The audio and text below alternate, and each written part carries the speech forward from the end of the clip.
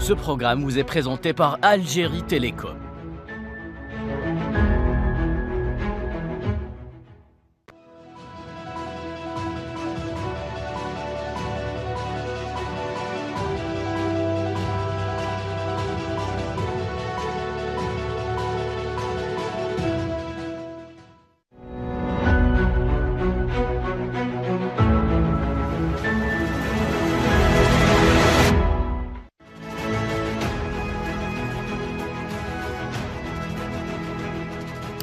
Mesdames et messieurs, bonsoir. Merci de vous joindre à nous. Si vous regardez Al24 News, eh bien, vous êtes les bienvenus à ces émissions consacrées justement à l'IATF, cette foire du commerce intra-africain Al24 News qui se veut être au cœur de l'événement. Une couverture qui s'étalera donc tout au long, qui durera cet événement africain, c'est-à-dire jusqu'au 10 septembre, en ce troisième jour. Donc, zoom sur les startups en Afrique. Comment les startups peuvent être un tremplin pour l'entrepreneuriat, pourquoi pas, et quel rôle jouent les startups actuellement aujourd'hui en Afrique, ceci en sachant bien sûr qu'ils sont près de 1,1 million de startups en Afrique qui ont intégré le monde de l'entrepreneuriat. Tout de suite, les développements.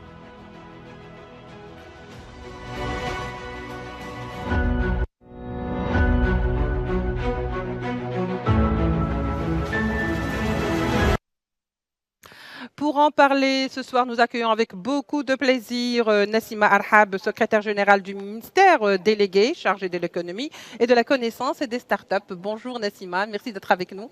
Merci pour l'invitation. Et bien sûr, Mohamed Bacha, docteur en géoéconomie et ancien ministre de l'Industrie. Monsieur Mohamed Bacha, bonsoir. Bonsoir. En principe, j'aurais dû dire bonsoir. Je ne sais pas pourquoi je dis bonjour.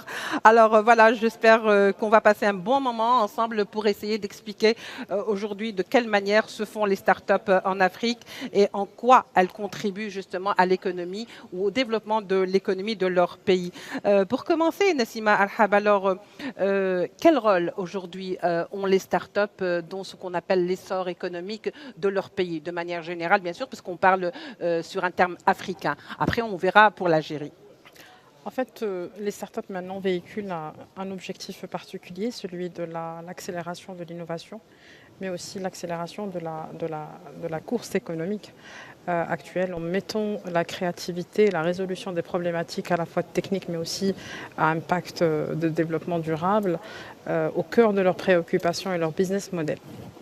Se positionner comme étant un écosystème continental et parmi les objectifs non seulement de l'Algérie, mais aussi de plusieurs pays qui se veulent leaders, en quelque sorte, dans ce domaine.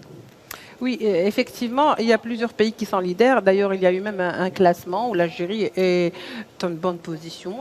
On n'a rien à envier à d'autres pays, y compris européens, on va le dire tout à l'heure. Mais pour l'instant, je me tourne vers vous, Monsieur Mohamed Bacha. Les startups, ça devient quand même un terme très récurrent, de plus en plus en vogue ou dans l'air du temps. Les startups, justement, quelle est cette valeur ajoutée que des startups peuvent apporter à l'économie? Oui, les startups constituent une pièce maîtresse de ce qu'on appelle aujourd'hui l'économie de la connaissance. Donc c'est l'ensemble des systèmes qui ont pour but d'apporter une valeur ajoutée tangible à l'économie réelle. Donc une manière d'organiser l'information, le savoir, et le mettre à disposition des acteurs pour pouvoir se mettre à niveau en termes d'innovation et en termes de compétitivité. Donc les startups jouent un rôle important, mais en tant que tels, ils font partie d'un écosystème plus large qui inclut l'ensemble des acteurs, que ce soit les acteurs publics ou les acteurs privés, les acteurs économiques ou les acteurs institutionnels. Donc chacun a un rôle à jouer dans ce système. Et les startups donc, ne sont pas seuls. C'est une composante, c'est un acteur important et qui va prendre sans doute de plus en plus d'importance, puisqu'on est dans un schéma carrément de cercle vertueux, où le développement des startups va influer le développement de l'économie réelle, et l'économie réelle va être plus demanderesse d'innovation et de savoir nouveau, et donc le rôle des startups va en grandissant. Donc c'est un phénomène d'émulation partagée qui fait que les startups peuvent contribuer effectivement à la croissance économique des pays africains. Justement, Nassima Al-Hab, aujourd'hui, nous assistons donc à cette grande cérémonie, ce grand événement africain où on est en train d'essayer d'encourager la fibre optique, l'utilisation du numérique, mais également du commerce intra-africain. Alors, les startups, ils ont toute leur place. Comment peuvent-ils justement contribuer à l'émergence d'une certaine essence technologique purement africaine, on va le dire? En fait, ce qui est la caractéristique principale de la start-up, indépendamment de l'entreprise classique, c'est cette capacité de résilience, mais aussi d'agilité, qui permet de consommer l'innovation d'une façon automatique et de la monétiser. C'est ça le plus grand challenge et le plus grand, je dirais, intérêt à travers le développement d'un écosystème de start-up équilibré et complet. Ce qui en est de rôle des startups en Afrique, il est double.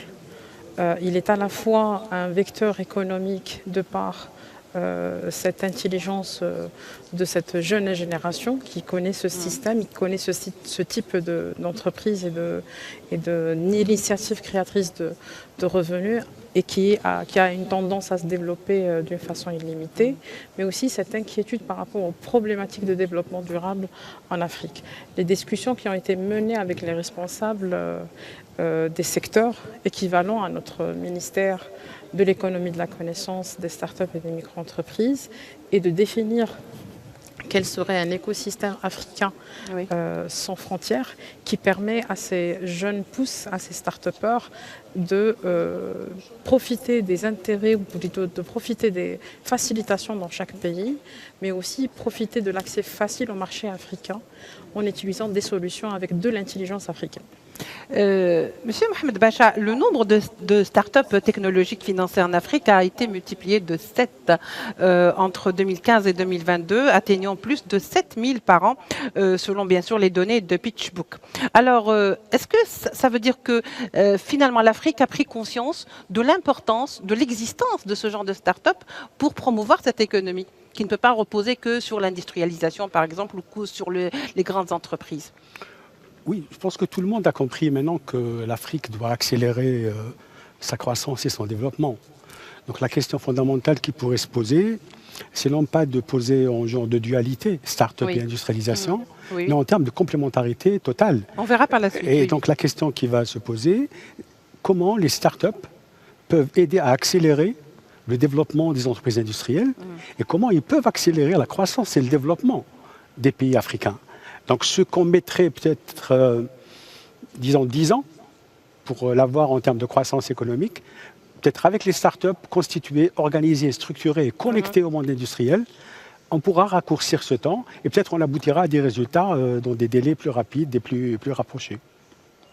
C'est parfait. Alors, on va dire maintenant, on va peut-être aller vers les détails. Et quand je dis des détails, c'est-à-dire qu'on va sortir un petit peu de la globalité africaine pour aller un petit peu sur le cas de l'Algérie. L'Algérie a accordé beaucoup d'importance, Nassima Al-Hab, justement, à la promotion des start-up et surtout, elle a aidé à la création et aux jeunes, surtout, elle a aidé les jeunes à la création de plusieurs start-up. D'ailleurs, je crois que c'est l'un des pays parmi lesquels, il y en a d'autres africains, le Nigeria, par exemple, ou l'Afrique du Sud, qui ont carrément élaboré des politiques pour venir en aide à ceux qui désirent justement aller vers la création de petites entreprises. C'est ce qui se fait aussi en Algérie depuis la création du ministère de l'économie de la connaissance des startups et des micro-entreprises. Tout un cadrage, une politique publique a été mise en place à travers la labellisation de ces entreprises qui se base essentiellement sur le caractère de scalabilité de ces startups, mais aussi leur caractère d'innovation pour à la fin donner ou mettre en place des politiques publiques d'encouragement à la création, à savoir des abattements fiscaux, mais aussi des programmes d'accompagnement particuliers et un programme aussi particulier d'open innovation. Ça vient en complétant ce qu'a dit Dr Bacha. Il y a une certaine complémentarité entre les grandes entreprises et les startups. Nous avons mis en place un programme d'open innovation qui facilite cette collaboration. Ce programme consiste à externaliser la recherche et développement, qui est un vecteur de différenciation stratégique dans les grandes entreprises, vers les startups, de par leur capacité d'agilité et capacité d'adaptation rapide par rapport à une structure de recherche et développement dans une grande entreprise. C'est aussi un cadrage qui permet à ces startups, dont le nombre vient de dépasser les 10 000 actuellement, leur donner la capacité d'avoir un accompagnement, mais aussi des échanges avec d'autres écosystèmes à travers des programmes tels que le programme ACEP, qui a permis à plusieurs startups d'aller découvrir de nouveaux écosystèmes, à savoir l'écosystème sud-coréen, américain ou chinois.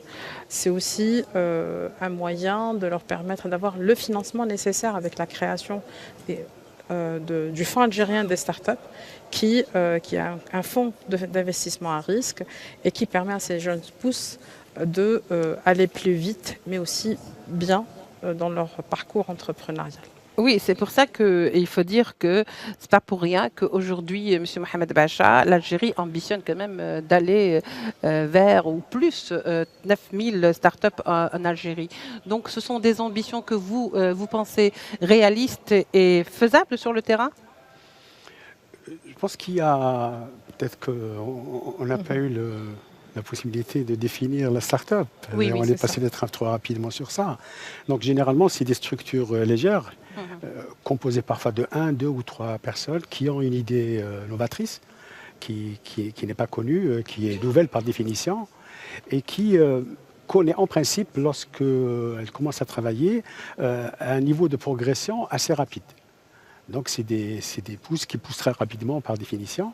Et donc l'objectif, c'est d'arriver à les pérenniser, parce que généralement, c'est des structures légères qui sont basées sur des coups de tête parfois, des idées novatrices, dont on n'est pas sûr que ça passera le gap du marché, donc qu'ils deviennent industrialisés. Donc beaucoup de risques entourent ce type d'entreprise et les capitaux ne sont pas toujours disponibles pour les accompagner. Donc c'est un domaine qui est extrêmement difficile à investir et où il faut parfois des concours publics, des concours étatiques puissants, avec des politiques publiques établies pour pouvoir les accompagner. Et l'avantage des startups, c'est qu'ils peuvent constituer des laboratoires d'avant-garde en termes d'innovation pour les grandes entreprises, qui, elles, sont parfois dans des schémas d'organisation bureaucratique lourde, où la décision est prise avec des schémas extrêmement compliqués. Et la start-up bénéficie de cette agilité, comme disait Madame, pour pouvoir aller très vite sur des idées et donc finalement être le plus près du marché. C'est ça. Et le fait, plus on est près du marché, plus on peut répondre aux besoins du client dans des délais les plus proches, plus la start-up trouve son intérêt pour le secteur industriel. Et l'industrie, finalement, trouve beaucoup d'intérêt à la start-up. Et souvent, la réussite de la start-up, c'est lorsqu'elle est absorbée par une grande entreprise industrielle. Et c'est ça le paradoxe. J'allais y venir. Oui, allez-y. Et donc, lorsque les entreprises, les start-up grandissent, elles peuvent elles-mêmes devenir des entreprises à grande échelle et passer du stade de start-up à licorne. Généralement, on estime à peu près à 1% le nombre de start-up qui peuvent passer le cap. Aux États-Unis, on estime que une start-up qui devient une licorne, elle est capitalisée autour de $1 milliard, ce qui est une somme très importante.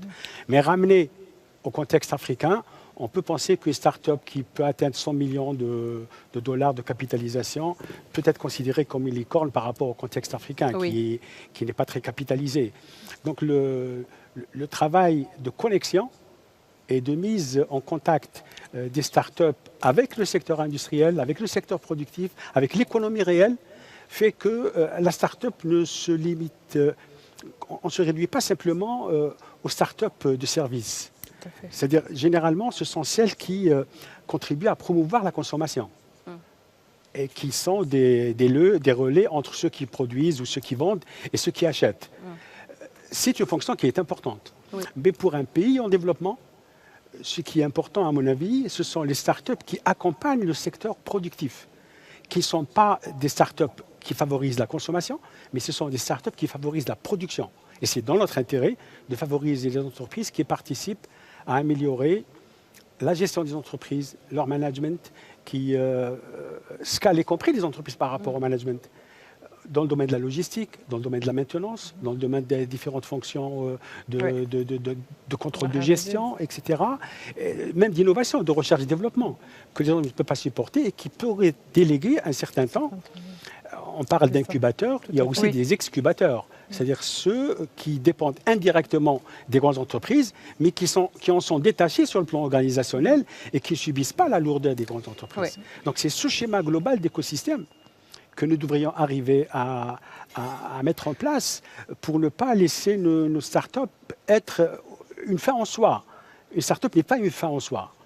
Ce n'est pas elle qui développe en tant que telle. C'est son articulation à l'économie réelle et la valeur ajoutée qu'elle apporte aux entreprises industrielles d'une manière générale et au secteur, dans le domaine de l'agriculture, dans le domaine de l'industrie, dans le domaine de la santé, dans le domaine de l'éducation. Donc tous les secteurs sont touchés. Donc les startups peuvent jouer un rôle de catalyseur, donc accélérateur de croissance. Et à charge pour les entreprises industrielles de s'impliquer et de s'organiser pour être elles-mêmes des accélérateurs de développement. Et ce dont on a besoin dans notre pays et en Afrique. De prise de relais. Nassima Arhab, justement, quel est le rôle aujourd'hui qui incombe aux incubateurs, par exemple au niveau des universités, pour que justement ces startups puissent prendre leur envol? Alors, avant de parler des incubateurs, il faut parler d'un écosystème pluridisciplinaire qui est composé de plusieurs acteurs, indépendamment des entreprises, mais aussi l'université elle-même qui est un acteur principal.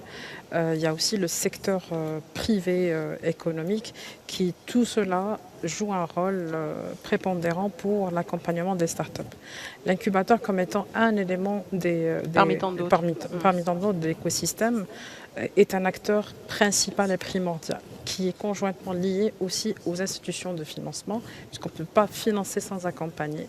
L'incubateur il joue un rôle d'amorçage, il joue un rôle de protecteur, il joue un rôle d'accélérateur de développement de ces startups. Nous comptons actuellement entre incubateurs privés qui ont été créés à l'initiative individuelle et incubateurs universitaires, plus de 180 en Algérie. Le nombre il est appelé à augmenter pour arriver aux objectifs fixés par le secteur. L'incubateur est un moyen c'est une plateforme plus qu'un moyen qui permet d'aller de l'idée jusqu'à la concrétisation du projet. Et dans tout ce parcours, il faudrait du mentorat, de l'accompagnement, de financement, mais aussi de l'initiation au monde de l'entrepreneuriat d'une façon générale et le monde de la création de la start-up d'une façon particulière, puisqu'il accorde un service d'accompagnement personnalisé, mais aussi il jouera le rôle d'accélération pour chercher de nouveaux marchés, pour chercher de nouveaux partenaires et aussi pour chercher les sources de financement nécessaires et adaptées au développement des startups à chaque étape de développement. Ben justement, je reste avec vous quand même parce que c'est des aspects très techniques dont vous parlez et donc il est quand même assez utile de les explorer avec vous. Votre ministère a beaucoup fait justement pour ces startups, pour un petit peu, si vous voulez les prendre en charge, les aider jusqu'à ce qu'ils puissent un petit peu se mettre sur pied et puis prendre leur envol et pour l'épanouissement même de l'entrepreneuriat. Est-ce que vous pouvez nous en dire un peu plus dans le détail? Nous, à côté de tout ce qui est renforcement, mais aide fiscale et aide financière à ces entités. C'est important finalement l'aide financière. Elle est primordiale. La finance dans le secteur des startups est prépondérant. Parce que la start-up, c'est un petit peu l'idée. Absolument, c'est l'idée, mais aussi c'est un type particulier de financement. C'est un financement à risque qui joint l'expertise du financeur par rapport à la start-up elle-même. Il ne donne pas l'argent seulement, mais il donne aussi sa connaissance et le mentorat. Premier palier qui a été, ou première pierre importante par rapport au financement de start-up, c'est la création de l'ASF, l'Algerian Startup Fund, qui est un fonds d'investissement à risque créé par 6 banques publiques, a donné les b.a.-ba et les premières expériences de financement de start-up à risque. Il faut savoir que c'est un acteur actuellement seul pour le financement des start-up et sur ça on travaille d'arrache-pied pour non seulement multiplier les sources de financement et les fonds de financement pour les startups, les spécialiser parce qu'il y a quand même une expertise. Ce n'est pas aussi évident de convaincre un fonds d'investissement pour une levée de fonds, mais aussi d'aller vers le secteur privé parce qu'il est important dans la partie accompagnement mentorat, mais aussi financement des startups. Voilà, justement, on va rester un petit peu dans le même ordre d'idées avant de revenir à peu près à ce que disait tout à l'heure Mohamed Bacha par rapport à ces startups licornes, parce qu'on a besoin d'en savoir plus, finalement, quels sont les critères qui permettent à une startup de s'appeler ainsi. Mais avant d'aller vers ça, M. Mohamed Bacha, alors l'IATF aujourd'hui, justement, permet ou donne cette ouverture à ces startups africaines pour émerger. Est-ce que vous ne le pensez pas? Je pense c'est-à-dire qu'il faut bien comprendre que les startups ne sont pas seules sur le terrain. Oui, il Donc, y a les banques, tout un ensemble d'acteurs qui sont derrière. là et chacun doit pouvoir jouer un rôle. Et vous savez que dans une chaîne de valeur, la performance d'une chaîne de valeur est ramenée à son maillon le plus faible.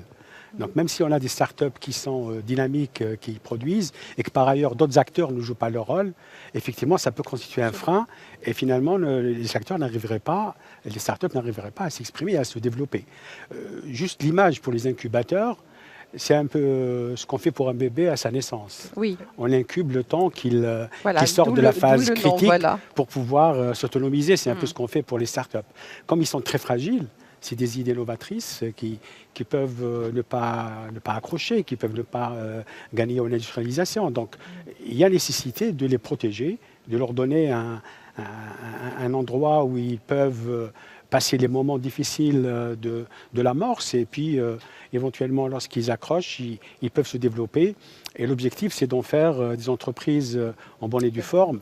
De toutes les façons, en tant que pays en développement, notre objectif, ce n'est pas de faire en sorte que les start-upers deviennent des milliardaires. Oui. Ce qu'on souhaite, c'est qu'eux-mêmes contribuent à rendre des millions de gens et de citoyens africains dans un bien-être qui correspond à la qualité du continent et à ses richesses. Donc l'adéquation entre un continent riche et puis une population parfois indigente n'est pas du tout conforme à ce qu'on souhaite pour le continent africain. Oui. Donc les startups sont appelées à se développer. Et comme toute entité fragile, elle aura tendance à avoir parfois des durées de vie qui ne sont pas très longues. La mortalité des startups est souvent assez élevée. Donc il faut l'accepter en tant que tel. Ce n'est pas la défaillance du système qui fait que les startups ne durent pas, c'est leur nature. Si elles réussissent, elles peuvent passer le cap et être industrialisées et donc être absorbées par une entreprise. Oui. Si vous voyez à l'échelle américaine, Google est constitué en grande partie d'absorption de start-up au même titre que Microsoft. Donc une start-up qui réussit, c'est une start-up qui s'industrialise et qui passe dans le domaine industriel sous couvert de grandes entreprises. Oui. Est-ce que nous avons ce type d'entreprise chez nous qui ont des process industriels qui leur permettent d'internaliser l'innovation et de faire en sorte qu'elle devienne un élément du processus d'industrialisation? C'est ça l'objectif au fait final. Oui, mais Quelque est-ce part. qu'on a ce type d'entreprise qui peuvent accueillir les startups et de leur permettre de passer le cap On du va y marché venir tout à l'heure, oui. et faire en sorte qu'elles se pérennisent Oui. et que l'innovation intègre Oui. l'industrialisation et qu'elle arrive au client final qui va en bénéficier dans le produit qu'il va acheter. Très bien. Madame Nassima Arhab, alors au début, lorsqu'on préparait cette émission, j'ai vu que par exemple, il y avait beaucoup de startups africaines dans plusieurs pays, sans vouloir les nommer, parce que de toute façon, ils ne sont pas nombreux, ces pays-là, où beaucoup de startups ont émergé, ont réussi, parce que justement, elles ont été absorbées par des entreprises très influentes et très fortes. C'est finalement aussi ça l'objectif, si vous voulez. Donc finalement, qu'est-ce qui fait qu'une startup réussisse plus qu'une autre et pour avoir, si vous voulez, ce privilège d'être absorbé par des entreprises importantes? Alors, tout se constitue autour du business model, mais aussi à la solution qu'apporte cette start-up. Parfois, on est sur des solutions B2B où on a en face un monoclient, mais on est tellement dans des solutions qui font que cette entité survit ou que cette entité ou cette solution qui lui permet de multiplier ou de développer son chiffre d'affaires, qu'on est totalement absorbé avec cette solution et qu'on est face à quand même à une solution unique. avec une grande valeur ajoutée par rapport aux clients en face. Et parfois, on est sur des business models qui sont orientés vers la consommation générale, ce qu'on appelle communément le B2C, avec cette capacité de scalabilité et cette capacité d'avoir assez de données, assez de data, assez de clients convaincus qu'à un certain moment, on serait intéressé en tant que grande entreprise d'absorber cette start-up, puisque la survie et la durabilité et rester sur ce rythme-là, où il demande quand même avoir un appui et un support d'une grande entité. En elle-même, ce n'est pas un échec, hein, c'est une réussite, puisque l'exercice d'empathie, il a été tellement bien fait qu'on a touché à la problématique, qu'on a pu, avec une solution assez mature, convaincre un client ou convaincre un investisseur. Et finalement c'est-à-dire qu'un petit peu pour éclairer aussi les téléspectateurs ou peut-être des start-upers qui seraient en train de nous regarder, qu'est-ce qui fait qu'une start-up devient plus ou moins attrayante plus qu'une autre? Qu'est-ce qui fait qu'aujourd'hui, par exemple, sur combien, je ne sais pas, de start-up, il y en a 3 ou 4 qui réussissent beaucoup plus vite que d'autres? Est-ce qu'il y a, par exemple, des critères ou est-ce qu'il y a des créneaux qui sont plus porteurs? Indépendamment de la solution technologique, c'est le market oriented, c'est-à-dire dès que la start-up est orientée vers le marché, dès qu'elle est orientée vers l'expérience utilisateur, elle est vite fait dans un business model qui lui garantit une grande scalabilité, une vitesse de croissance assez importante. Il y a le deuxième élément qui est important à notre sens, c'est qu'il y a le financement adéquat est disponible pour ces startups-là. Cette capacité de convaincre des investisseurs est aussi un exercice indispensable pour la survie, mais aussi pour le développement. Le troisième point, c'est l'accompagnement efficace et le mentorat efficace, puisque c'est un élément indispensable pour dire ce qu'il faut faire et dire surtout ce qu'il ne faut pas faire dans le processus de développement et de création et aller vers les choix stratégiques en termes d'investissement et en termes de choix de marché. Alors, mesdames et messieurs, donc on va aller vers une petite pause publicitaire, le temps de prendre un peu de répit. Et bien sûr, on revient à la suite du débat tout de suite.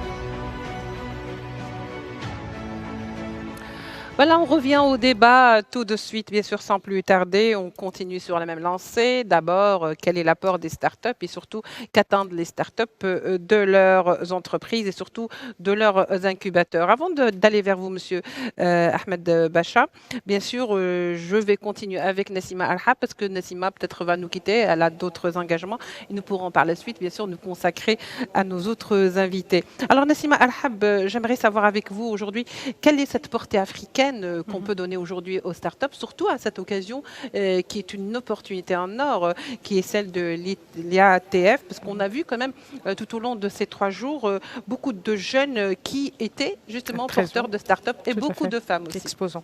Oui. Alors cet événement, il avait deux portées à la fois stratégique et économique, mais aussi à la fois politique. Ça nous a permis d'un point de vue politique de rencontrer des décideurs, mais aussi des responsables de secteurs équivalents à nos nôtres et d'échanger en termes de problématiques internes. Finalement, c'est des problématiques continentales. Nous sommes sortis avec une vision globale qui pourrait être concrétisée à travers des projets de collaboration avec notamment les commissions jeunes et start-up de l'Union africaine, mais aussi avec d'autres pays. C'est d'aller vers un écosystème continental ouvert. Il est très important de plaider maintenant à une ouverture de frontières, mais aussi à une ouverture de marché africain aux startups africains. Il n'est pas concevable que des solutions étrangères viennent en Afrique, sans parler du cas de l'Algérie, viennent en Afrique en ayant les capacités, les compétences nécessaires des jeunes africains, de la diaspora africaine, qui peut porter ou trouver des solutions durables, africaines ou problèmes africains. Il a aussi une portée économique. On a pratiquement plus de 50 startups algériennes exposantes et aussi plus de 250 startups algériennes qui se sont inscrites dans des rencontres B2B, de façon à ce qu'elles trouvent des solutions, mais elles trouvent aussi des opportunités de marché à travers la découverte d'autres écosystèmes. C'est aussi une initiative qui vient appuyer l'initiative que notre département ministériel a entrepris depuis 2023, c'est l'African Startup Conference, qui devient maintenant un événement phare de la région. L'événement, le rendez-vous technologique et des startups Par excellence. à Alger par excellence. Nous préparons la 4e édition pour décembre 2025. Tout ce qui a été plaidé et tout ce qui a été inscrit dans la feuille de route des sommets ministériels des 3 dernières éditions sont pratiquement partagés par tous les pays africains. Cette CATF était aussi une occasion pour trouver de nouveaux acteurs qui vont aider non seulement l'Algérie, mais aussi l'Afrique pour un écosystème start-up global, mais aussi pour des licornes africaines encore plus importantes, pour aider l'Afrique et trouver des opportunités de marché en Afrique. Mais également la micro-entreprise. Absolument. Ce qui est un acteur très très important dans l'écosystème d'une façon générale et aussi pour les startups d'une façon particulière. Justement, j'aimerais savoir aujourd'hui dans cet écosystème quelles sont les startups de prédilection au fait, qui au fait attirent plus de jeunes. Alors si on a une vision continentale, ce qui émerge comme type de start-up, ce sont les start-up dans tout ce qui est fintech, la finance technologique, tout ce qui est dans la livraison, mais ceci n'exclut pas les vraies solutions de recherche et développement réelles. On est aussi dans l'agritech, dans la biotechnologie, des solutions qu'on a ici en Algérie, mais ici en Afrique. Le recyclage peut-être ? De recyclage aussi, de recyclage. Tous les secteurs sont attractifs. Ils diffèrent d'un pays à un autre, c'est normal, c'est par rapport à la prédiction. Spécificité. Et puis les spécificités à la fois économiques et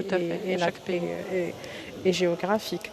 Ce qui est du cas de l'Algérie, nous avons des startups dans le domaine de l'énergie, puisque c'est quand même un domaine, comme l'a bien expliqué le professeur, c'est le domaine qui tire un peu l'économie vers le haut. Et c'est normal que les startups greffent autour de ce secteur-là, puisqu'il est porteur. C'est avec ça, cet exercice qu'on voit cette relation de mutualisation entre startups et grandes entreprises.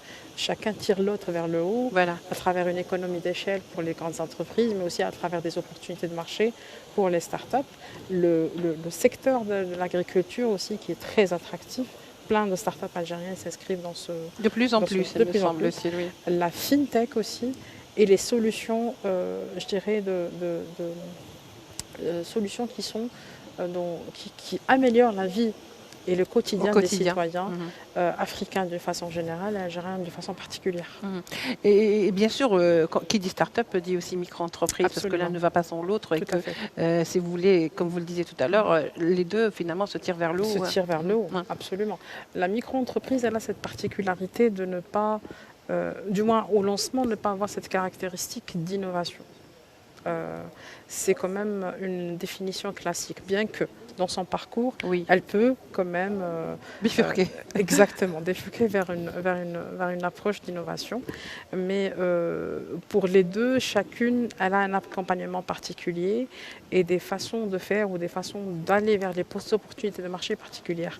Actuellement, on est sur un programme de sous-traitance pour les micro-entreprises en se basant sur des projets économiques structurants et trouver comment ces projets peuvent être des opportunités pour les micro-entreprises. Oui, alors j'aimerais aussi passer vers M. Mohamed Bacha. Finalement, vous avez parlé tout à l'heure de start-up licorne. Est-ce que vous pouvez nous expliquer d'abord c'est quoi le concept licorne? Parce qu'on a besoin de comprendre peut-être pour le lambda, qu'est-ce que ça veut dire atteindre ce niveau licorne justement et quels sont les critères qui nous permettent d'arriver vers ce statut? Pour une la licorne, c'est une entreprise, c'est une start-up qui a réussi. Donc qui est passée à un niveau de capitalisation qui la qualifie carrément de s'installer parmi les entreprises installées dans le paysage économique et industriel. Très peu d'entreprises, très peu de start-up arrivent à passer le cap pour passer au stade de la licorne.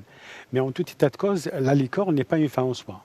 Oui. Ce qui est important, c'est qu'elle soit arrimée au monde réel et qu'elle contribue réellement à la production. L'Afrique est un continent en voie de développement. Donc, par définition, qui dit développement, dit investissement, dit optimisation du secteur industriel, et les startups peuvent participer grandement à ce niveau-là. Et donc, les startups africaines viennent, pour celles qui ont réussi, c'est celles qui ont trouvé un marché. Oui. Et qui ont répondu souvent à des défis structurants. Par exemple, la faible bancarisation en Afrique a été transcendée grâce à des startups qui ont réussi à faire passer le mobile money et qui a fait que maintenant 70% des capitalisations en échange de mobile money sont en Afrique. Et donc ça a permis de dépasser, disons, la faible bancarisation classique à travers des réseaux physiques d'agences qu'on n'a pas réussi à mettre en place pour des raisons spécifiques aux pays en voie de développement. Donc ce sont des réponses qui viennent apporter des solutions à des problèmes structurants qu'on n'a pas réussi à dépasser pendant des décennies. Dans le domaine de l'agriculture, les startups ont souvent permis de réduire les gaspillages, parfois de 50 à 70% en matière d'approvisionnement et d'acheminement des produits des fermes vers les marchés. Oui. L'utilisation aussi des drones dans beaucoup de secteurs qui permettent de passer les pesticides, d'utiliser un certain nombre de produits. C'est des startups importantes, c'est des innovations importantes. Et lorsqu'elles sont ancrées dans le besoin du marché, spécifiquement aux opérateurs, généralement elles réussissent et elles passent le cap. Ce qui est important pour nous, c'est d'essayer de promouvoir véritablement les startups qui ont un potentiel, qui arrivent à trouver un marché et qui se connectent au secteur productif, que ce soit l'agriculture, l'industrie ou le tourisme. Donc c'est très important que les startups ne soient pas une fin en soi et qu'elles deviennent un maillon d'une chaîne de valeur qui permet de dépasser la consommation. Par exemple, si on prend le côté un peu cynique de la start-up, si on se base simplement sur l'aspect commercial, dans l'e-commerce, une start-up qui facilite, par exemple, l'écoulement des smartphones importés, vient contribuer au creusement de la balance commerciale d'un pays, ce qui n'est pas le vœu. On souhaite que ce soit industrialisé, pas simplement être dans le commerce et dans la fluidification du commerce. Donc c'est important qu'on puisse aussi accompagner les entreprises qui ont un impact sur l'optimisation du management de nos entreprises à tous les niveaux, que ce soit dans le domaine commercial, dans le domaine touristique ou agricole ou industriel. Et ces startups, il faut les accompagner pour faire en sorte qu'elles passent le cap et qu'elles trouvent un marché, soit directement qu'elles puissent se développer en elles-mêmes, soit qu'elles puissent intégrer une entreprise qui les accueille et qui devient leur parrain finalement interne et qui leur permet de continuer à vivre à travers le développement de l'innovation et son industrialisation. Ce qui est important pour l'innovation, c'est son industrialisation. Et si on regarde de près comment fonctionne l'économie de la connaissance dans le ministère, Madame est plus au fait que nous, c'est tout ce qui touche à la gestion des brevets, donc à la gestion des systèmes d'innovation. Oui. Sur ce plan-là, l'Afrique reste encore très en deçà du potentiel de savoir de l'ensemble de ces entrepreneurs et l'ensemble des gens qui inventent et qui innovent. Moins de 1% des dépôts de brevets dans le monde vient d'Afrique, ce qui est extrêmement, relativement faible par rapport au potentiel de recherche et développement qui existe. Merci beaucoup, Monsieur Mohamed Al-Hab. Nassima Al-Hab, plutôt, pardon, Mohamed Bacha. Nassima Al-Hab, avant de vous quitter, bien sûr, la dernière question, c'est que finalement, atteindre le niveau aujourd'hui, qu'est-ce qu'il faut pour, ou que représente le fait d'atteindre ce niveau licorne pour les start-upers? Est-ce que ça représente pour le Graal finalement? Parce qu'il y a beaucoup de start-upers qui souhaiteraient justement atteindre ce niveau. Dire ou parler de la licorne est un moyen aussi d'évaluation d'écosystèmes. Les écosystèmes qui arrivent à créer des licornes sont des écosystèmes du moins équilibrés. C'est qu'il y a assez d'accompagnement, il y a assez d'opportunités de marché, il y a assez de financement essentiel. Et tout le monde est à la course. Ce qui est nécessaire pour atteindre ce stade-là, du moins pour ce qui est le cas de l'Afrique, c'est un élargissement d'opportunités de marché. Si on fait un petit résumé, mais aussi un petit comparatif, il y a 3 pays, il y a 4 pays en Afrique qui ont des licornes et que l'existence de la licorne, elle est corrélée par rapport au nombre d'habitants dans ce pays-là. On peut connaître C'est que lesquels? le Nigeria qui a atteint pratiquement les 200 millions, le Kenya, c'est eux-mêmes, le pays lui-même est un marché potentiel pour la start-up. Donc la capacité de scalabilité, elle est très importante. Et puis là, quand il y a l'offre et il y a la demande et il y a cette opportunité de marché, les investisseurs vont suivre d'une façon automatique, naturelle. Une ouverture vers le marché extérieur est importante, un accompagnement de haut niveau qui permet d'avoir ou d'atteindre ces niveaux de scalabilité est aussi important, mais aussi un financement adapté et orienté vers les projets ambitieux des startups sont des 3 éléments essentiels à mettre en place pour arriver à dire que c'est un écosystème qui crée des licornes. Voilà. C'est parfait. J'espère qu'il y en aura encore d'autres en Algérie. Et merci beaucoup, Nassima Al-Hab. Je rappelle que vous êtes secrétaire général du ministère délégué chargé de l'économie, de la connaissance et des startups, bien entendu. Et merci d'avoir été avec nous. Merci beaucoup. Bien sûr, je me tourne vers vous, Monsieur Mohamed Bacha, aujourd'hui. Ou bien on va peut-être sortir un petit moment, le temps d'une pub, et puis on revient au débat, bien entendu.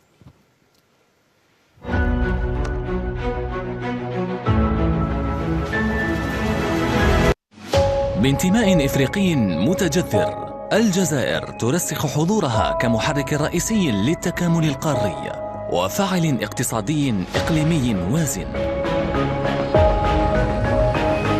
نهضة اقتصادية داخلية قوية. ولوج إلى ساحة الدول الناشئة بفضل الرجال والنساء. مبادرات استراتيجية عابرة للحدود. والتزام تاريخي متجدد في دعم التنمية في إفريقيا.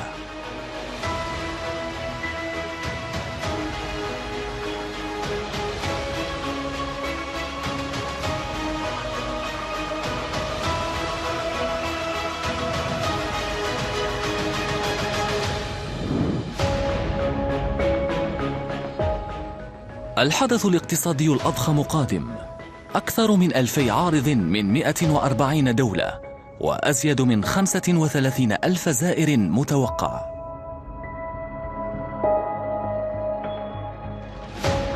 هدفنا قارة واحدة، سوق واعدة، ب1,400 مليار مستهلك.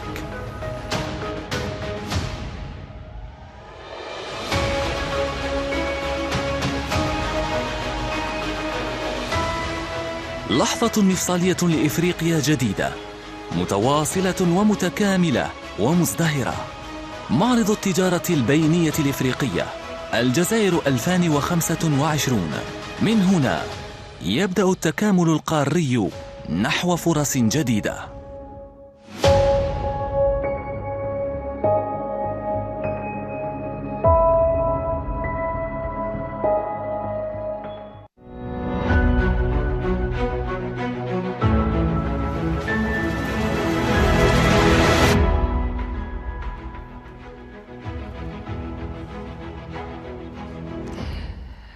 Alors, de retour sur le plateau, le débat continue. Nous accueillons aujourd'hui donc avec nous ce soir Idir Sassi qui vient de nous rejoindre, expert en économie et finance.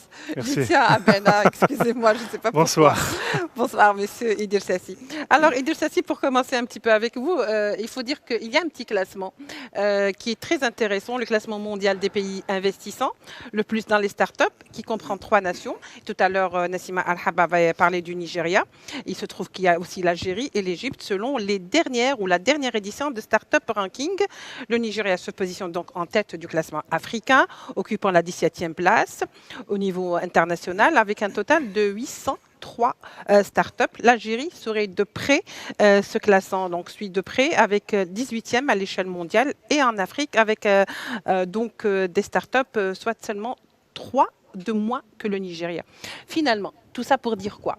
Tout ça pour dire que l'Algérie se positionne vraiment en très très bonne position, que ce soit sur le plan africain ou peut-être international. Parce qu'on va voir par la suite qu'elle se retrouve à la 18e place et qu'à la 16e place, il y a la Suisse.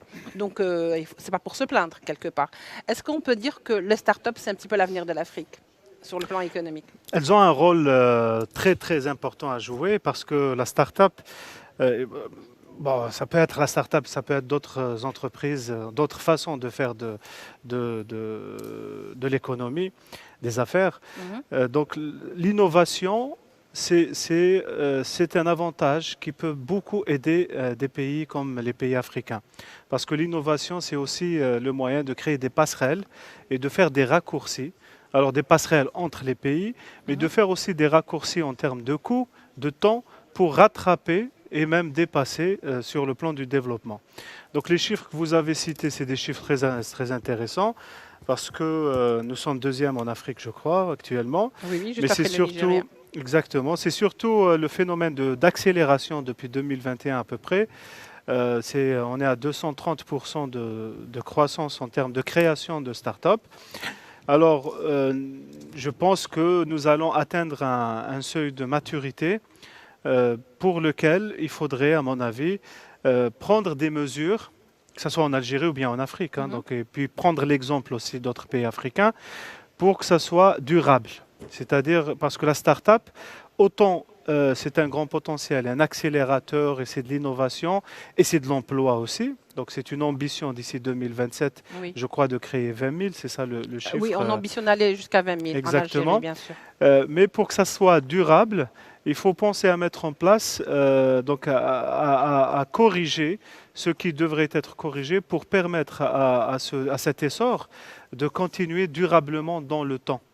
Voilà, donc c'est ça le... De ne pas connaître Exactement, c'est pas des que arrêts des ou- chiffres de création, mais aussi c'est l'aboutissement, c'est la solution apportée, c'est le commerce fait, c'est l'emploi créé, etc. Donc c'est la vie journey, comme on dit Oui, oui. en anglais. en English. Donc, c'est ce parcours, voilà, de la start-up à qui on doit apporter de la durabilité. Bon, pour moi, financier, première chose à laquelle, qui me vient à l'esprit, c'est le renforcement des mécanismes et la faciliter Oui. l'accès au financement. Ça, c'est le point nodal, Très donc important. très important.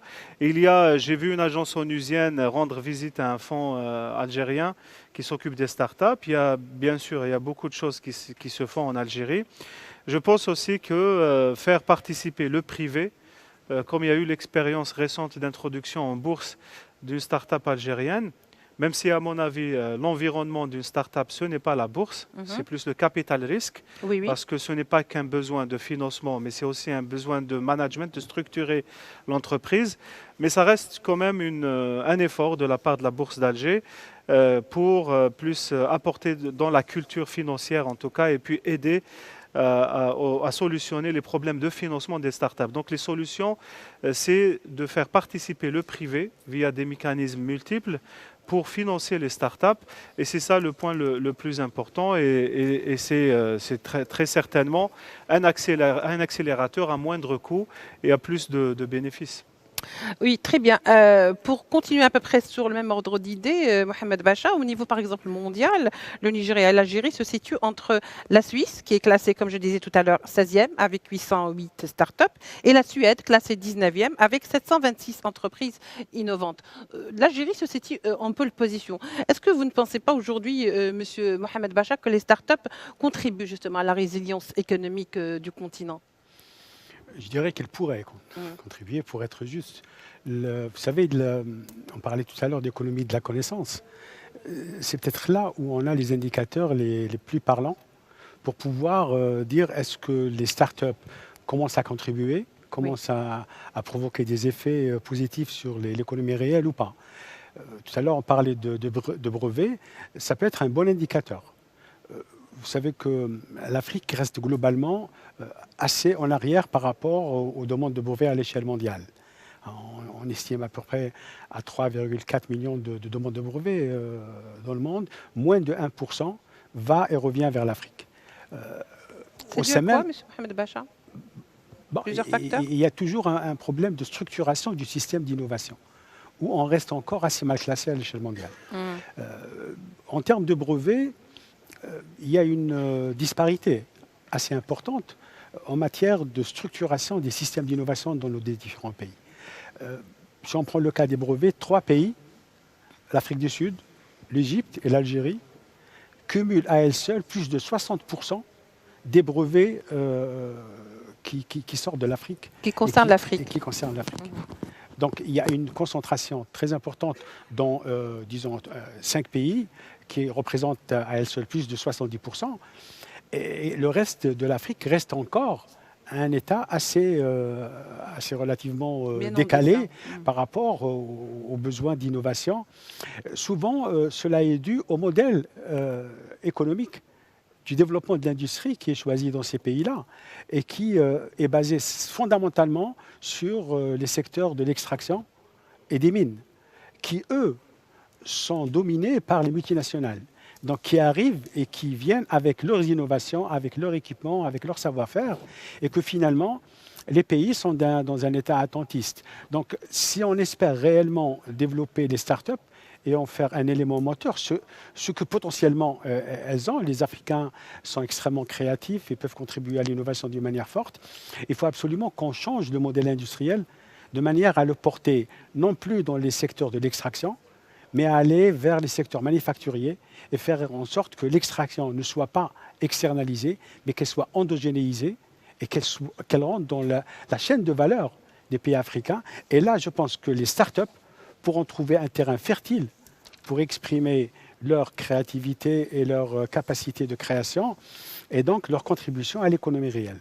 Donc il y a une étroite relation entre le monde des startups, de l'économie de la connaissance, donc qui est sa contribution à la compétitivité et au développement, et la remise en question des modèles de développement industriel qui ont en cours dans la plupart des pays africains et qui restent encore basés sur l'exploitation de la matière première et sur une quasi-marginalisation de l'économie industrielle en termes de transformation. Donc si on arrive à changer le modèle industriel, les startups pourront trouver un terrain fertile et que ce soit plus concentré fondamentalement dans les pays du Nord et quelques pays comme le Nigeria et le Kenya, et que toute l'Afrique devienne véritablement une locomotive de développement industriel et que finalement on puisse s'ajuster en termes de commerce, ce qui est le but de cette manifestation, par le haut. On pousse l'ensemble des pays africains à s'industrialiser vers le haut plutôt que de rester dans des activités d'extraction minière qui sont le dada des grands pays industrialisés et qui ne demandent qu'à voir l'Afrique s'éterniser dans l'extraction et dans l'exploitation des mines et donc finalement dans la gestion de la rente. Et finalement, la vraie rente, c'est la rente humaine, c'est le capital humain. Et donc les startups, lorsqu'elles se développent, cela signifie que le secteur économique se développe, il se diversifie, il s'intègre et que finalement, elles trouvent un terrain fertile à leur développement. Sinon, on va continuer peut-être à aimer les chiffres qu'on sert, X start-up par-ci, X start-up par-là, mais ça ne se traduit pas réellement par une amélioration substantielle de la part de l'industrie, fondamentalement. Dans le PIB africain qui représente moins de 10% actuellement. Donc moins de 10% de la richesse africaine est créée par le secteur industriel, c'est extrêmement faible. Donc si on souhaite réellement que les startups deviennent des acteurs à part entière du développement de l'Afrique, il faut absolument qu'on révise notre modèle industriel à l'échelle africaine, ce que dans notre pays nous avons commencé à faire. Nous avons un savoir-faire en termes de bonnes pratiques industrielles qui commencent à se mettre en place et à s'instaurer dans nos entreprises. Je prends l'exemple, par exemple, de la production de frigos chez nous. Nous sommes arrivés, pour certaines entreprises, à un taux d'intégration qui dépasse les 80%, ce qui est excellent et qui est un indicateur très probant de l'industrialisation du pays, ce qui n'est pas le cas de beaucoup de pays africains. Donc les pays du Nord, relativement, l'Égypte, l'Algérie arrivent à s'en sortir sur le plan industriel parce qu'elles ont choisi la bonne voie d'industrialisation, ce qui n'est pas le cas de tous les pays africains qui restent généralement Je vous ai cité le cas de 3 pays qui dominent sur le plan des brevets et qui cumulent 60% de la production de brevets en Afrique. Et quid des 51 autres pays? Oui. Que dire? Donc, c'est un vrai problème de fond. Et il faut absolument qu'on puisse ensemble réfléchir à des modèles de développement qui permettent d'intégrer les chaînes de valeur locales et plus généralement les chaînes de valeur régionales et africaines à une échelle plus élevée. Justement, est-ce que finalement, Idriss Sassi, il faut, par exemple, s'inspirer des startups étrangères ou, je dirais, entre guillemets, occidentales, ou est-ce que pour justement émerger et connaître un essor, les startups africaines devraient plutôt se centrer ou se concentrer sur leurs propres spécificités et surtout sur leurs propres particularités, selon vous? Alors les deux. Les deux. Les deux, pourquoi? Parce que être dans un monde, donc une mondialisation positive, si on reste introverti sur nous-mêmes, ce qui était un peu le cas de l'Afrique depuis très longtemps, pour de bonnes et de mauvaises raisons, n'est pas, à mon avis, c'est mon propre avis, n'est pas une bonne chose, parce que moi je plaide toujours, et je pense que c'est un peu la stratégie de l'Union africaine depuis plusieurs années qui commence à donner des résultats, c'est de permettre à l'Afrique, à ses institutions, à ses projets, à ses ambitions, d'être visibles et d'être intégrés sur les plateformes internationales. Il ne s'agit plus d'être mis de côté pour des raisons idéologiques ou autres, mais il faut y aller, il faut chercher la solution et la visibilité auprès des courants, surtout financiers et autres. Voilà. Donc ça, d'un côté, ça veut dire que la start-up, pour moi, surtout dans le domaine de la connaissance des nouvelles technologies et de l'intelligence artificielle, il ne faut pas penser frontières. Donc il faut aller chercher là où il y a l'idée, l'inspiration et puis l'échange, etc. Donc il faut y aller, il faut être ouvert et rester ouvert. Et sur ce point précis, pour l'Algérie notamment, je pense à mon avis qu'il faut apporter de la flexibilité sur le plan bureaucratique, surtout au niveau des banques. Oui, un point qu'a abordé tout à l'heure Mohamed Bacha, oui, effectivement. Parfait, parce que nous avons sur le plan pas des lois. Les lois, elles sont claires, la volonté politique est liée. Sur certaines mesures techniques, administratives. Déverrouiller un petit peu exactement, certains rouages. Déverrouiller pour permettre à la fois d'assécher l'informel, parce que ces gens-là qui activent, quand ils ne trouvent pas des solutions, sont entre guillemets obligés de se retrouver sur un circuit informel. Donc asséchant l'informel et ramenant ces gens vers le circuit formel pour leur permettre d'échanger de façon confortable et normale avec leur environnement international, parce que certains secteurs ne peuvent pas travailler en dehors des circuits internationaux. Donc ça, les barrières bureaucratiques et surtout bancaires, ça c'est un point que je pense qui serait utile. Je parlais tout à l'heure de sustainability, de durabilité de la vie des startups. Donc c'est parmi les points qu'il faudrait, à mon avis, et voir de près. Sur l'autre volet, est-ce que la startup... Juste, on va continuer, garder l'idée quand même, Idriss Sassi. On va continuer juste après cette courte pause et on revient au débat.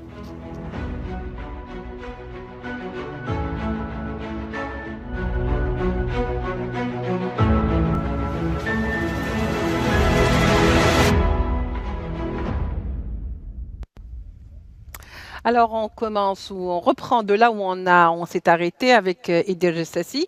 On parlait justement du fait que est-ce que les startups devraient peut-être s'inspirer du modèle occidental ou est-ce qu'ils devraient plutôt se pencher sur leurs propres spécificités? Alors je parlais du modèle occidental dans le sens où on est obligé, ça veut dire qu'il faut rester ouvert sur les plateformes, être le plus visible par les investisseurs. Vous parliez de la Suisse tout à l'heure, j'ai connu un petit peu l'environnement bancaire suisse et j'ai vu un petit peu à un moment donné, il y a quelques années, l'émergence des mécanismes de financement envers les startups. Justement. Donc c'était extraordinaire parce qu'il faut savoir que pour la startup, le plus important au début, c'est qu'on investit sur l'idée. Ce n'est pas acheter une machine, donc on investit sur la ressource humaine à la base, c'est une idée, et donc en termes de gestion des risques, etc. C'est-à-dire qu'est-ce que l'idée peut rapporter. Exactement. D'ailleurs, il y a eu une banque qui a fermé aux États-Unis à cause d'un surinvestissement sur les startups, parce que ça reste quand même un secteur où la mortalité est très élevée. C'est-à-dire le risque est toujours Exactement, le risque est élevé. Donc les mécanismes de financement et les gens qui font le financement, ils doivent s'adapter à ce volet-là. En Algérie, ce n'était pas le cas il y a quelques années, mais je vois que depuis au moins peut-être 2 ans à peu près, il y a une adaptation qui commence à se faire. L'idée qu'on mise sur une idée, ce n'est pas une hypothèque derrière, etc. Bref, donc sur le plan technique, il y a une évolution. Ça, pour copier l'Occident, entre parenthèses. Après, est-ce qu'il faut se tourner vers l'environnement ? La start-up en général, moi j'ai toujours plaidé pour que la start-up, il faut la contenir, l'accueillir, l'accepter dans notre environnement. En même temps, lui laisser cette liberté parce que pourquoi la start-up maintenant, elle est importante? Elle est importante parce que on parle de l'expérience client. Elle est proche de l'environnement réel et effectif et immédiat. Ce contact direct est plus facile. Je suis une grande entreprise. Je peux ne pas avoir... c'est comme un paquebot, l'entreprise. Pour bouger, il faut du temps, c'est une bureaucratie, etc. C'est lourd. C'est lourd. La start-up, c'est rapide, c'est vite. Elle est proche de l'expérience client. Donc, quand elle applique des solutions, il y a cette flexibilité, cette rapidité. Maintenant, est-ce qu'une grande entreprise peut se permettre d'avoir cette flexibilité? Ça peut être risqué parce qu'il y a des risques. Donc, c'est ce maillon entre la rapidité, la prise de risque et la sécurité qu'on voudrait avoir. Donc, les grandes entreprises devraient s'ouvrir sur elles pour les accueillir dans ces solutions. C'est peut-être en cela que les grandes entreprises auraient besoin des startups intéressantes. Alors l'exemple, parce que là on parle, peut-être que les gens vont dire c'est de la théorie, mais l'exemple le plus frappant... Oui, c'est vrai qu'il faudrait peut-être donner un peu plus d'exemples. Alors l'exemple le plus frappant, on veut lancer les paiements en Algérie. Oui. J'ouvre ma plateforme de paiement sur des portefeuilles de 15 000 dinars de transactions. C'est un portefeuille porté par plusieurs populations. Il y a les hackers, il y a des risques. Ça peut toucher ma plateforme en tant que grande banque. Je crée ce maillon entre moi et le petit portefeuille. C'est des marges sécuritaires quelque part, des soupapes? Exactement, c'est des soupapes. Il va me limiter le risque, mais en même temps, il va me permettre d'atteindre cette cible. C'est aussi la bancarisation. Tout en ne prenant pas beaucoup de risques. Exactement. C'est cela qui fait l'accélération de la bancarisation et atteindre toutes ces populations peut-être isolées pour multiples raisons et de les intégrer dans notre économie. Donc, la start-up se tourner vers son environnement, c'est aussi apporter des solutions pour l'environnement. La start-up, elle est collée à son environnement et c'est ce qui fait son originalité. On peut avoir maintenant des start-up qui font dans l'intelligence artificielle, je pense d'ailleurs, si les choses vont à bon train en Algérie dans 1-2 années à peu près, nous allons très certainement devenir exportateurs de certaines technologies. Nous avons des développeurs, nous avons des jeunes qui font un très bon travail et donc nous pourrons être des exportateurs et en cela j'espère que les mécanismes financiers et bancaires puissent faciliter l'émergence de cette possibilité. Justement, c'est pour ça que l'idée est là, c'est que M. Mohamed Bacha, est-ce que finalement aider des startups, ce n'est pas aussi contribuer à faire appel à tout un arsenal financier qui pourrait contribuer justement à l'essor de ces startups? Donc les banques, les entreprises, la bureaucratie, un peu moins de bureaucratie par exemple? Oui, absolument. De toutes les façons, disons, la gestion du cycle de vie de la start-up est souvent concomitant de la gestion du cycle de vie de l'innovation. Oui. Et l'innovation, par définition, c'est un job à risque, c'est un business qui est très risqué. Généralement, sur 10 innovations, vous aurez 2 ou 3 innovations qui passent le cap du marché et qui trouvent leur marché et leurs clients, donc qui passent à l'expansion. Donc le risque est très grand. Donc il faut qu'il y ait des structures habilitées qui ont cette capacité à prendre des risques et à accompagner les startups dans les moments d'amorçage pour qu'elles puissent passer le gap et basculer dans le marché et trouver leur clientèle et éventuellement les entreprises qui les aident à s'industrialiser. Donc le secteur financier peut jouer un rôle très important, mais en parallèle, ce n'est pas le secteur classique qui base son crédit sur une étude de rentabilité, sur une gestion des risques, sur l'évaluation des risques, etc. Il faut qu'il y ait véritablement une participation de l'État qui soit forte pour pouvoir réellement permettre Finalement, l'État joue un petit peu le rôle de mécène? quelque part? L'État joue le rôle de mécène? Absolument. De toutes les façons, dans les périodes de démarrage où l'idée est encore en train de se formaliser, germer, qui n'est oui. pas tout à fait, qui n'a pas encore germé, le rôle de l'État est fondamental. Une fois que ce cap est passé, effectivement, l'État peut récupérer sa mise et faire en sorte que l'entreprise trouve les partenaires qui l'accompagnent dans son industrialisation. Au niveau industriel, le besoin est très fort. Nos entreprises encore ont des modèles de développement qui restent encore relativement extravertis. Donc souvent... c'est dangereux, ça? Bien sûr, parce que le modèle industriel est fondamental. Si nos entreprises industrielles ne changent pas le modèle de développement, ils restent ancrés à des brevets et à des innovations importées. On prend le cas par exemple des climatiseurs. S'il y a un changement chez le fournisseur d'une innovation sur la manière d'utiliser les climatiseurs ou sur une de ses fonctions, l'entreprise algérienne va la répercuter chez le consommateur. Oui.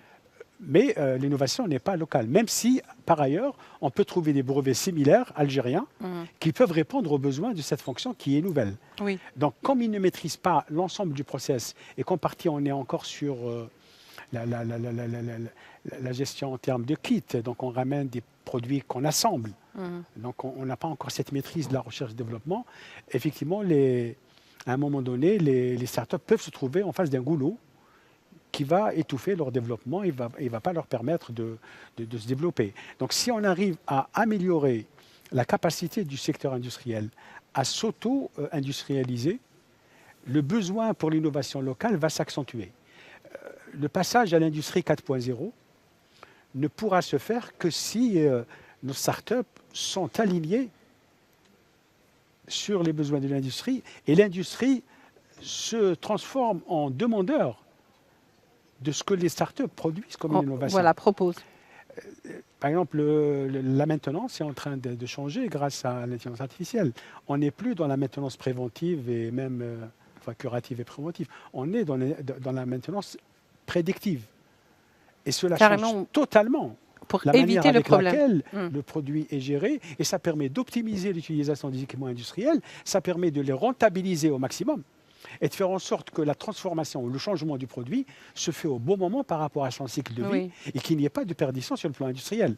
Ce dont on a besoin en par Afrique anticipation, et ce dont on a besoin chez nous. Oui. Donc c'est un schéma de complémentarité, de synergie finalement, entre un monde de l'innovation qui est basé sur le risque et la prise de risque, et un monde industriel qui, lui, est encore en bonne partie encore externalisé par rapport à ses inputs.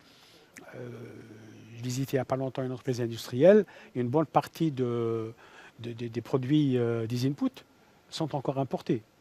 Alors on se dit, je demandais pourquoi vous ne cherchez pas des entreprises locales qui peuvent produire ce type d'alliage. Dit, on n'a pas encore, on a cherché, on n'a pas trouvé. Ça veut dire qu'il y a un besoin aussi de mise en relation entre ceux qui sont capables d'avoir des idées pour transformer le besoin industriel en réalité et ceux qui ont des besoins d'industrialisation qui ne trouvent pas le répondant alors que peut-être il existe par ailleurs. Donc il peut y avoir des startups qui auront peut-être comme rôle de constituer des plateformes pour faire le lien et améliorer notre capacité de sous-traitance. C'est un des points faibles des talents d'Achille dans notre industrie. La sous-traitance. La sous-traitance, c'est fondamental. On en parle depuis des années, mais on n'arrive pas à enclencher réellement la démarche pour faire en sorte qu'il y ait des entreprises qui sous-traitent avec des entreprises qui font et qui constituent un écosystème industriel intégré et qui lui-même devient un système d'appel aux équipementiers internationaux et aux investisseurs internationaux. Je ne sais pas, vous vous rappelez, lorsque Renault est venu chez nous, une partie des dossiers qui lui ont été remis pour trouver un potentiel de sous-traitance n'a pas été validé. Parce que les gens produisent de la pièce détachée, mais qui n'est pas conforme aux normes internationales en termes de sécurité pour la construction des voitures. Donc finalement, on se retrouve avec des constructions de véhicules chez nous avec des taux d'intégration qui sont relativement faibles, de l'ordre de 5 ou 10%. C'est très peu, oui. C'est très peu. Donc il y a un phénomène de remise en question, à mon avis, du modèle industriel pour faire en sorte qu'il devienne lui-même un écosystème accueillant et qui permet aux startups d'exprimer toute la richesse qu'ils ont en eux. On a des jeunes qui sont extrêmement créatifs, qui sont extrêmement volontaires. Il faut leur donner la possibilité de s'arrimer, mais il faut qu'il y ait aussi des ports d'attache des entreprises industrielles qui soient structurées pour pouvoir se constituer des cellules ou des structures de recherche et développement où ils peuvent avoir des relations dans un premier temps avec les startups et peut-être dans un deuxième temps de les intégrer carrément dans l'entreprise et qu'ils deviennent eux-mêmes des facteurs de développement des entreprises industrielles. Je pense que c'est un petit peu le vœu et le rêve de toutes les startups naissantes parce que finalement, on commence par une petite startup, mais je crois que c'est le rêve de tout le monde. Chacun qui a une startup, c'est bien sûr d'intégrer une entreprise et d'être un petit peu le maillon qui fait le lien entre, comme disait tout à l'heure Sassi, entre le marché direct et les grandes entreprises qui ne veulent pas prendre trop de risques, en tous les cas, ne veulent pas trop s'exposer. Finalement, on parlait de startups africaines. Idil Sassi, quel est le potentiel ou quel potentiel offre l'Afrique à toutes ces startups et vice-versa? C'est un grand champ de développement parce que on parle d'industrie, mais il y a la santé, l'éducation, il y a l'agriculture, il y a la logistique. Les startups, elles peuvent jouer un rôle très très important pour la logistique. Nous avons en Afrique un problème d'intégration, c'est-à-dire aussi de logistique. Donc elles sont là et puis elles ont l'avantage de connaître l'environnement, donc de pouvoir produire des solutions qui peuvent être efficaces. Donc maintenant, il y a très certainement quelques investisseurs, des opérateurs qui vont jouer le jeu parce que ça fait leurs affaires, mais ce n'est pas suffisant. Il faut qu'il y ait des politiques publiques derrière qui puissent permettre d'intégrer. Encore une fois, c'est pas du social, hein, donc en intégrant des solutions qui font gagner du temps et de l'argent, mais en faisant confiance à ces startups, qu'elles soient conduites par des jeunes ou pas, hein, donc c'est pas une condition. Pas forcément donc des jeunes, effectivement. Voilà, exactement. C'est l'innovation qu'il y a derrière. Et donc, l'environnement, il y a l'environnement industriel qui peut être plus ou moins peut faciliter les choses, mais j'ai connu moi-même des incubateurs qui cherchaient pas forcément à se faire payer une location ou quelque chose dans ce sens. Donc, on cherche la stabilité réglementaire parce qu'on ne peut pas fonctionner sur l'innovation en étant isolé dans une île, c'est pas possible. Donc c'est tout cet environnement qui peut réellement faire la différence. Et la start-up, parce que la start-up c'est à la fois un potentiel, une réussite et donc très certainement peut apporter des solutions dans les besoins en Algérie et puis en Afrique, mais c'est aussi fragile. La start-up, c'est aussi fragile. Donc, plus on facilite raisonnablement pour au moins donner les mêmes chances avec nos concurrents, plus on aura des résultats. Je verrai très certainement, et on le voit sur le terrain, beaucoup de travail pour l'agriculture. Ça peut être des solutions qui peuvent être exportées à partir de l'Algérie pour dupliquer l'utilisation. Il y a du potentiel. Hein. Exactement, l'énergie dans l'agriculture, la gestion des grandes fermes. Nous avons aujourd'hui des grandes fermes. Il faut des systèmes d'information pour les gérer, ouvrir l'eau, fermer l'eau, etc. Ça, c'est de l'innovation. Il y a des gens qui savent faire, des Algériens qui l'ont fait dans des multinationales et qui sont en train de le proposer en Afrique aussi. Oui. Donc, et puis la logistique, la traçabilité, la facilité, gagner du temps, gérer un stock en temps réel pour ne pas perdre...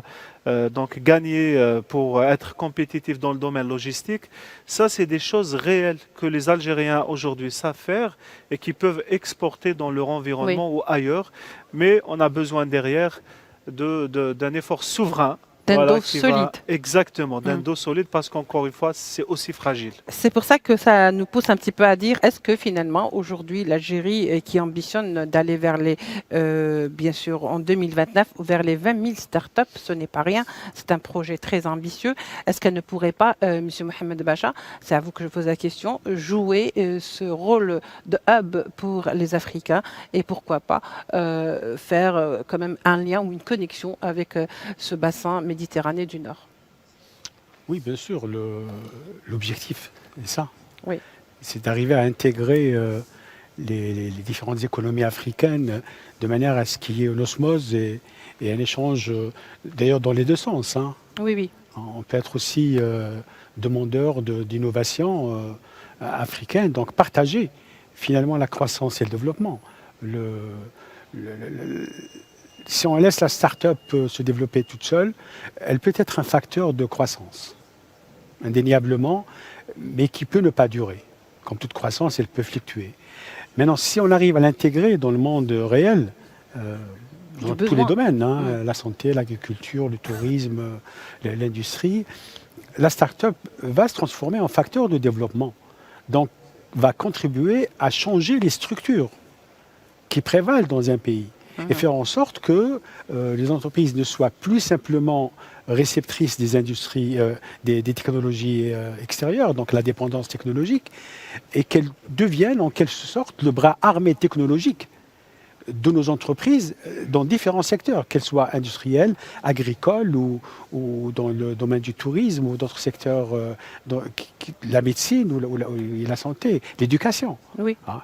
Dans les entreprises, il y a un très fort besoin de monter en compétences, différents secteurs. Les startups peuvent aider à accompagner les entreprises pour améliorer la compétence de leurs cadres et de leurs techniciens et de leurs ingénieurs. C'est un impératif, voire. Pardon ? C'est peut-être un impératif. Absolument, c'est absolument nécessaire que les gens se mettent à niveau. De plus en plus. L'industrie la technologie va tellement vite, les choses s'améliorent changent très rapidement. Il faut qu'il y ait des manières de faire en sorte que les gens apprennent mieux et apprennent à apprendre rapidement les nouvelles technologies pour qu'ils puissent s'adapter et qu'il n'y ait pas de gap entre les industries et les niveaux technologiques auxquels le milieu, disons, industriel est arrivé, et nos industries qui peuvent rester en dehors de ça. Donc les startups peuvent jouer un rôle aussi en matière de formation et d'éducation industrielle. Elles peuvent jouer un rôle dans toutes les fonctions de l'entreprise, quelle qu'elle soit. En matière, par exemple, de maîtrise du système d'information, nos entreprises, souvent, n'arrivent pas à avoir les tableaux de bord adéquats pour pouvoir suivre leurs activités, parfois en temps réel. Ce que permet maintenant la technologie, grâce aux capteurs, grâce à un certain nombre de technologies qui sont en place, et que les startups peuvent ramener, installer et aider à maintenir. Souvent, c'est un vrai problème, la maintenance. C'est pour ça que j'allais dire, Mohamed Bacha, est-ce que finalement, les startups ne sont pas également créatrices d'emplois? Absolument. Non. Mais il faut les arrimer. Une start-up n'a pas vocation, sauf pour quelques-unes, qui peuvent développer un marché spécifique. Si on a, par exemple, une start-up qui développe une technologie spécifique dans la production des batteries, elle peut elle-même devenir une grande entreprise de production de batteries et exporter. Mais ça reste des cas spécifiques. La plupart du temps, les start-up ont avantage à s'arrimer au secteur réel pour pouvoir y contribuer à améliorer aussi bien l'optimisation des processus, du management, que peut-être parfois la relation avec l'étranger en matière de gestion d'exportation, qui nécessite un savoir-faire spécifique en termes de relationnel que souvent l'entreprise n'a pas. Donc les startups peuvent jouer des rôles à tous les niveaux pour pouvoir optimiser et accompagner les entreprises, où qu'elles soient et dans tous les secteurs, pour pouvoir améliorer leur performance et être au niveau qu'on attend d'elles de chez nous, et dans l'Afrique et dans l'inter-Afrique d'une manière générale. Très bien. Alors, il ne nous reste pas beaucoup de temps. Je conclue avec vous, Idriss Sassi, avec cette question qui peut-être, je ne sais pas, je me la pose comme ça, mais je ne sais pas dans quel sens cette question pourrait être pertinente. Mais est-ce que vous ne pensez pas que, par exemple, les startups sont un indice de bonne santé de l'économie du pays? Oui, alors c'est oui. Pourquoi? Pour plusieurs facteurs. Alors c'est oui parce que généralement c'est des jeunes. Vous avez parlé tout à l'heure de l'emploi. Si on fixe 20 000 startups, 2 par startup, ça fait 40 000 personnes. Donc c'est vrai que c'est un outil. Énorme. Exactement, c'est énorme. Donc alors ça veut dire qu'il y a de l'énergie, de l'innovation. Généralement c'est des jeunes. Donc c'est sur le plan démographique en tout cas, et même pour l'instruction, donc c'est un indicateur de santé, de potentiel. C'est aussi un indice de santé parce que la start-up si elle arrive à survivre dans un environnement pendant au moins 2 ans et plus, ça veut dire qu'il y a des gens qui investissent, qui prennent du risque sur ce marché. Ça veut dire que c'est un marché qui présente des opportunités malgré le risque. Parce que la Bien sûr, start-up, il n'y a pas de risque zéro quand même. Exactement. La start-up, ça reste fragile encore une fois. Donc si on voit qu'il y a un pourcentage acceptable de survie de start-up sur 2 ans, c'est un très très bon indice de bonne santé et c'est une forme d'indicateur pour certains investisseurs, en tout cas pour le marché algérien, c'est le cas. On a vu même une levée de fonds en bourse pour une start-up, chose qui est très originale, et les gens ont mis leur argent.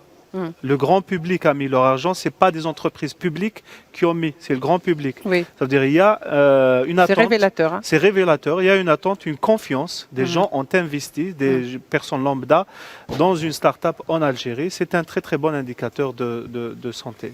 Alors, il nous reste quand même une petite minute, Mohamed Bachar, le dernier mot peut-être? Oui, il y a un acteur dont on n'a pas parlé, ce sont les micro-entreprises. Oui. Hein? Oui, les micro-entreprises. Absolument, qui peuvent aussi jouer un rôle très important avec les startups pour consolider notre tissu économique et faire en sorte que les TPE, les très petites entreprises qui sont dominantes chez nous, en Afrique, on estime que pratiquement 80% du tissu économique africain est constitué de très petites entreprises, c'est-à-dire qui ont moins de 9 salariés. Donc l'un dans l'autre, c'est des germes qui vont germer, c'est des noyaux qu'il faut développer pour faire en sorte que l'écosystème économique africain s'équilibre et puisse se constituer d'entreprises solides qui puissent affronter le marché international et être compétitifs globalement en tant qu'Africains entre nous. Et par rapport au monde, pour que l'Afrique puisse réellement équilibrer entre sa richesse potentielle et le niveau économique qui doit être le sien, et qui pour l'instant, à travers les indicateurs qui sont les leurs, reste encore insuffisant, et ce qui remet en selle des fonctions parfois qui sont oubliées dans nos entreprises, qui sont celles de la stratégie, de la planification stratégique. Pour les startups, par exemple, c'est l'intelligence économique qui doit primer parce que c'est un capital savoir important qu'il s'agit de ne pas se faire piller par d'autres. Oui, bien sûr. Et il faut le protéger. Vous nous donnez encore envie de relancer le débat, M. Mohamed Bachar. Et ce sont des fonctions très importantes parce que produire, c'est bien, innover, c'est bien, se protéger aussi est important. Et on a vu que ceux qui ne se protègent pas, parfois, ont des déperditions de richesses qui devraient profiter à l'Afrique et aux pays africains et vont profiter ailleurs dans des économies qui n'ont rien fait pour les développer. Merci beaucoup. Merci à vous, Monsieur Mohamed Bachar, d'avoir respecté le temps. Je rappelle que vous êtes docteur en géoéconomie, ancien ministre de l'Industrie. Merci à vous également, Idriss Essy. Vous êtes expert en économie et finance. Et merci bien sûr à notre invité qui était là avec nous, Nassima Al-Hab, secrétaire générale du ministère délégué chargé de l'économie et de la connaissance des startups. Merci à vous surtout de nous avoir suivis. Et on se retrouvera certainement pour d'autres émissions consacrées au thème et surtout consacrées à cet événement africain. Au revoir.